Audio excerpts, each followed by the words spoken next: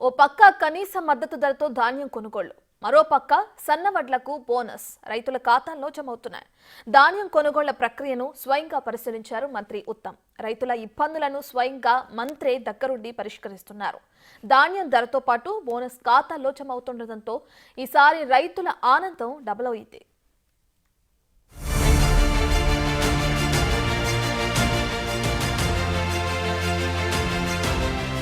పంట దిగుబడి సరిగా అమ్ముడైతే అన్నదాతల ఆనందం మామూలుగా ఉండదు. అయితే ఈసారి తెలంగాణ ప్రభుత్వం రైతుల ఆనందాన్ని రెట్టింపు చేసేలా చర్యలు తీసుకుంది. ఓ పక్క కనీస మద్దతు ధరతో ధాన్యం కొనుగోలు చేస్తూనే మరోపక్క సన్నవడ్లకు 500 రూపాయల బోనస్ అమలు చేయడంతో తెలంగాణలో రైతుల ఆనందం డబుల్ అయింది.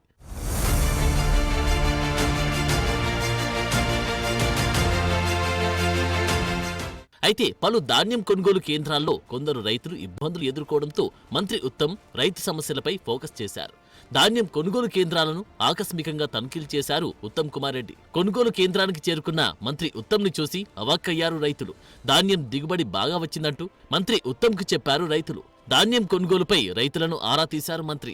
సమయానికి లారీలు రావడం లేదంటూ మంత్రికి ఫిర్యాదు చేశారు. దీంతో తక్షణం స్పందించి ఉన్నతాధికారులతో ఫోన్లో మాట్లాడారు. ట్రాన్స్పోర్ట్లో జాప్యం తగదని అధికారులకు హితవు పలికారు. తేమ శాతం యంత్రాన్ని పరిశీలించి ఇతర ఏర్పాట్లపై రైతులను స్వయంగా అడిగి తెలుసుకున్నారు మంత్రి ఉత్తమ్.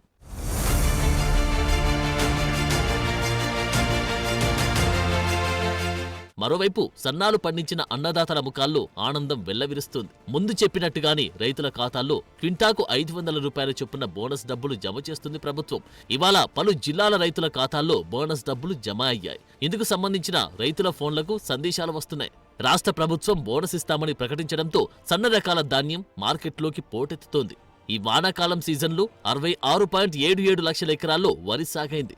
గతానికి భిన్నంగా దొడ్డు రకాల సాగు తగ్గి సన్నాల సాగు పెరిగింది. సన్నాలకు సర్కార్ బోనస్ ప్రకటించడంతో వీటి సాగు గతంతో పోలిస్తే ఏకంగా 61% పెరిగింది.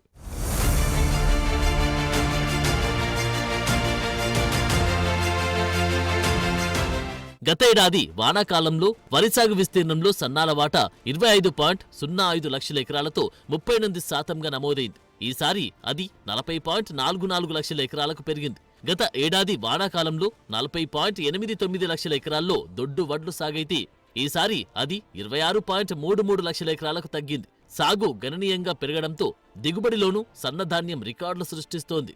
ఈ ఏడు సన్నవడ్ల దిగుబడి దాదాపు 93.33 లక్షల టన్నులుంటుందని సర్కార్ అంచనా వేసింది.